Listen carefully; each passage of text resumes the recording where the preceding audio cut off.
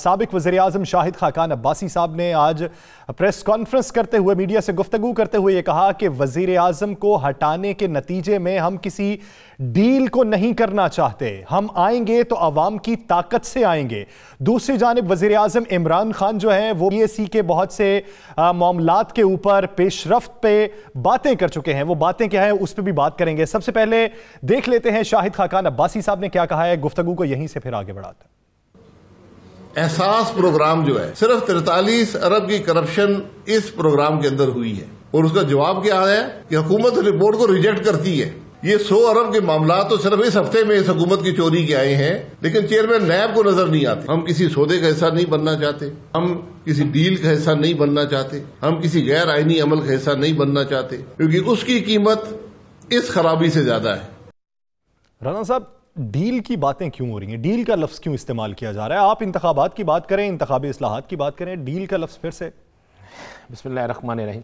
अस्सलातु वस्सलामु अलैका या सय्यदी या रसूलल्लाह, अस्सलातु वस्सलामु अलैका या सय्यदी या हबीबल्लाह। या सर, ये वो चीज़ है जो बड़ी अहम बात है। बाकी सब चीज़ें अहम नहीं थी। वो इल्ज़ामात थे, सच्चे थे या झूठे थे, कि उसने करप्शन की, उसने करप्शन नहीं की, वो देखे वो ना देखे। आज शाहिद खाकान अब्बासी के मुंह से जो अल्फाज निकले हैं, अगर आप गौर करें उसमें क्या कि हम किसी डील का हिस्सा नहीं बनेंगे, हम किसी डील की सूरत में हुकूमत नहीं गिराएंगे, किसी डील की सूरत में हम नहीं आएंगे। तो ये डील कहाँ हो रही है? ये डील कौन कर रहा है? डील किसकी हो रही है? शाहिद खाकान अब्बासी ये डील क्यों नहीं मानते? शाहिद खाकान अब्बासी के राइट लेफ्ट पे जो लोग बैठे हैं और बाकी जो लोग इर्द गिर्द हैं वो कौन हैं? इस डील के खिलाफ क्या बात की, मैं आपको बताता हूं। मुस्लिम लीग नून के अंदर एक बहस चल रही थी। बहस क्या, काम शुरू था। जो एक साहब हमोश थे ना, जो हमोश हैं शहबाज शरीफ साहब, कहा जा रहा था कि शहबाज शरीफ साहब बैकडोर राब्ते कर रहे हैं। कल जिस तरह हमारे प्रोग्राम में भी आरिफ मीर भट्टी साहब ने भी इंकशाफ किया कि इन्होंने कुछ मुलाकातें की और कुछ मुलाकातों की कोशिश कर रहे हैं। और बहुत से तज्ज़ियाकारों ने इस बात के हवाले से कहा भी, बहुत से लोगों ने इंकशाफात भी किए। अब हो ये रहा है कि शहबाज शरीफ साहब जो थे, जो अंदर की इनके लोग कहते हैं कि शहबाज शरीफ साहब किसी के साथ राब्ते में थे और इसी राब्तों की वजह से शहबाज शरीफ साहब ने थोड़ी सी खामोशी इख्तियार की हुई थी। हर चीज़ पे आप देखें, शहबाज शरीफ का वो रद्द-ए-अमल नहीं था जो मरियम का होता था, जो शाहिद खाकान अब्बासी का होता था, जो और दीगर लोगों का होता था। शहबाज शरीफ साहब का रद्द-ए-अमल बिल्कुल मामूली रद्द-ए-अमल था और ना होने के बराबर, जिस तरह से कहते हैं ना पंजाबी, खाना पूरी करना, वो होता था। मरियम ने वाज़े तौर पे कहा कि मैं ये बात अपने चचा के मुतल्लक नहीं कह सकती और ये हदायतनामा जारी किया गया, हुक्मनामा जारी किया गया शाहिद खाकान अब्बासी साहब को, और शाहिद खाकान अब्बासी साहब ने उस हुक्मनामे की तामील करते हुए आज ये जो अल्फाज कहे हैं ये हुक्मनामे के तहत कहे हैं कि जनाब हमारी जमात से, यानी ये पैगाम दिया गया है कि अगर हमारी जमात से कोई किसी जगह डील कर रहा है तो वो अकेला है, हम उसके साथ नहीं है। हम का मतलब है मोहतरमा उनके साथ नहीं है, मरियम साहिबा उसके साथ नहीं है।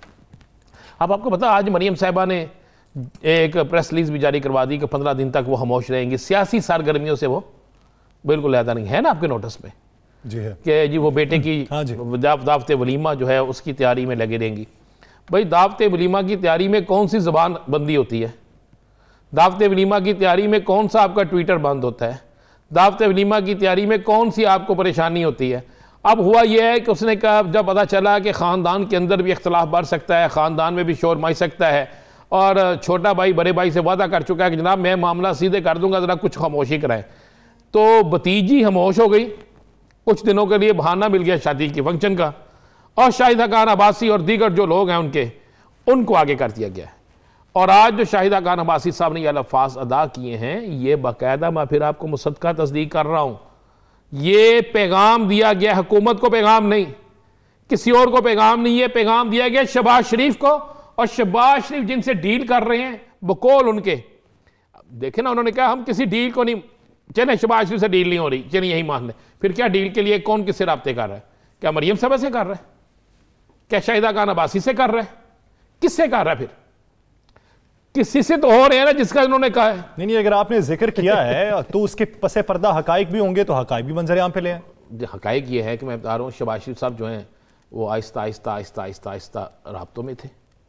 हम हज़रत से राब्तों में तो शाहिदा खान अब्बासी भी थे, और शाहिदा खान अब्बासी भी किसी जगह किसी एक मीटिंग में गए थे, लेकिन शाहिदा खान अब्बासी साहब जो हैं वो ज़्यादा पाबंद हैं, शहबाज शरीफ से ज़्यादा पाबंद है वो मरियम साहिबा के, और वो मरियम साहिबा की बात ज़्यादा गौर से सुनते, मानते और उस पर अमल करते हैं।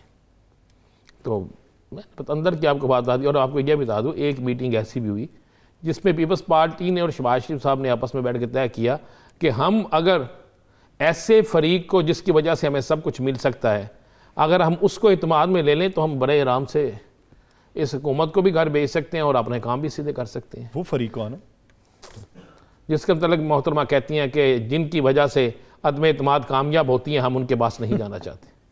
वो फरीक, उसको वो फरीक बनाते हैं, हालांकि वो फरीक है ही नहीं, उन्होंने कभी फरीक बने ही नहीं, लेकिन ये फरीक बना लेते हैं ना, इनको आदत है।